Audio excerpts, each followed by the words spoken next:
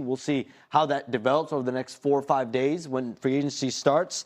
But a lot of it is like, how much can we upgrade the roster and then potentially go back to LeBron? Or do you take care of LeBron first and then figure out any type of potential roster move? All right, so no offer yet for LeBron James. Stephen A., is it at all concerning that the Lakers have yet to offer LeBron when they've already taken care of Austin Reeves? Not at all. Not at all. The priority was to make sure you took care of Austin Reeves because he's got value around the league because of his youth. And as a result of that, you can sign him and deal with other stuff later. You still got Rui Hachimura, you got Luke Kennard, you got Jackson Hayes, you got these people along with LeBron James. You can exercise bird rights and keep those guys. You know that, so that's a reality. But most importantly, here's the thing that's not being said. LeBron James has graduated to a point in the NBA in his career where he could essentially choose where he wants to go for the most part.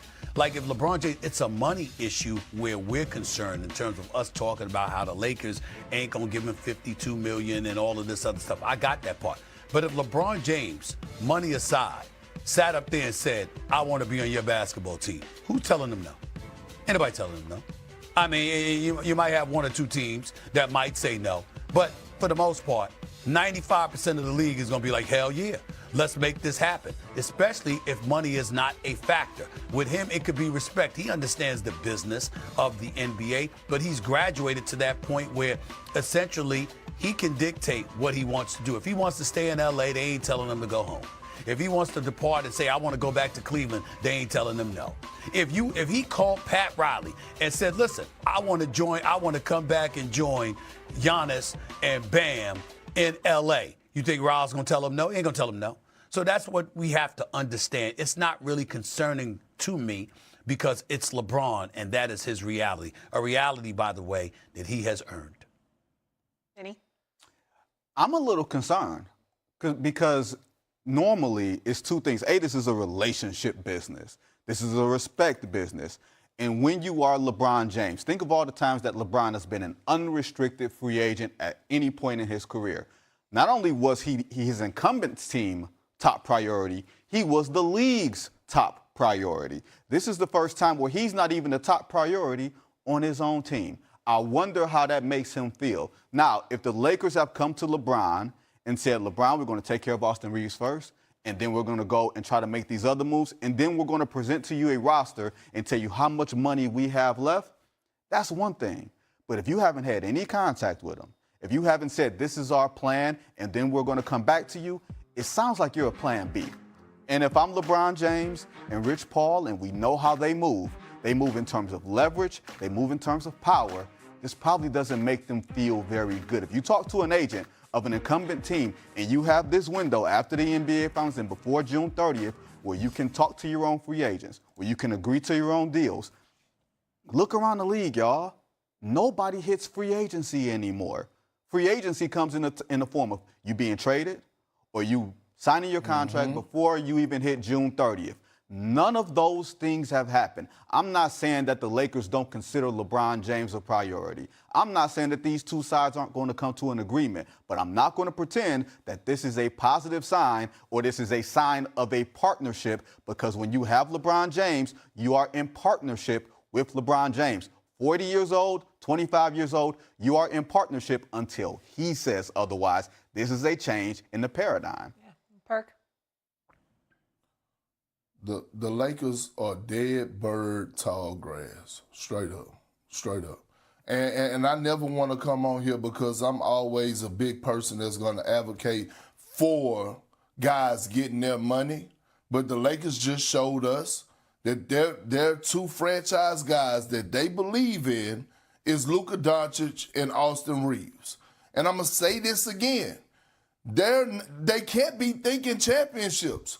Because you can't have both of your franchise guys be defensive liabilities. And that's what Luka is, and that's what Austin Reeves is. Let's keep it a buck. LeBron James.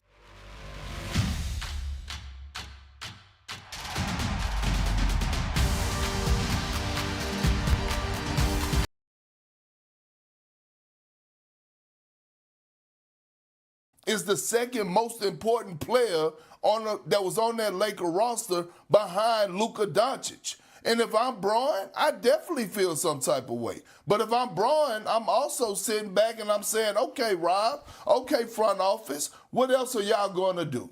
Because Luka said he has come out publicly, or the reports have come out, that he wants a A-list center. Well, what A-list center is out there, right? What A-list center are you going to get? You're not going to go get a Jalen Duren, excuse me. Who else is out there? You're going to go get a Karl Anthony Towns? You can't get him. So my thing is, the reason that Luka wants an A-list center is because, yes, he's able to, his offensive package, meaning lob threat at the basket, but secondly, he's trying to get an A-list center to cover up for what they lack on perimeter defense. This is a problem. I can't believe you two. I can't believe you two. First of all, just to put y'all out there on Front Street, ladies and gentlemen, Kendrick Perkins is 41 years old. Ladies and gentlemen, Vincent Goodwill is 38 years old. I'm 41. Okay? Don't do that. I'm 41 too. You 41? Black don't crack as long as you don't do it, baby. No. You were born in 1987, my brother. You're 38 years old, okay? All right? And you're 41. Here's the deal, y'all. If I asked y'all what y'all were 10 years ago compared to what you are now, you understand what I'm saying? Stuff changes. LeBron is 41. This is business. What happens is that Austin Reeves, who can play, is 28. Of course you're going to sit up there and sign him because from a business perspective, he has tremendous value down the pike. You lock him up and then you can do what you want with him. You don't have no trade clause. You lock him up just like you locked Luka up at age 27.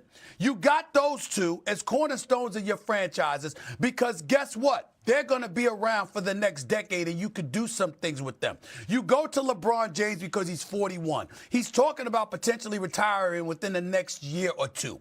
You solidify that. You're not the Oklahoma City Thunder where you already got a squad, plus you got 13 first-round picks and 16 second-round picks over the next 6 years. It's not like that. A Rui Hachimura, a Luke Kennard, a Jackson Hayes, and some other pieces. You can't go out there and get but so much. So if you got a young asset, you lock him up just to make sure you have the potential maneuverability to do what you want to do, knowing that your fallback is this dude who's a billionaire, who's a year or two away from retirement, who obviously is incredibly valuable. We all know that LeBron James is your second most valuable piece on the franchise. But in terms of the market, moving forward and what you want to do years ahead, that's why you make the move with Austin Reeves. That's all it is. We all understand that. Why y'all acting like y'all don't know that? The man 41. No, you lucky we got to go. We do. Yeah, you lucky. Yeah, you lucky. Like you scaring somebody. Nobody's scared of you. He's whispering under his breath. He's making faces. Okay. 38. We'll do this later on. Yeah, what's the 38. birth certificate? Everyone's confused What are we doing? about how old you are. Coming up, 38. Jaylen Brown plays.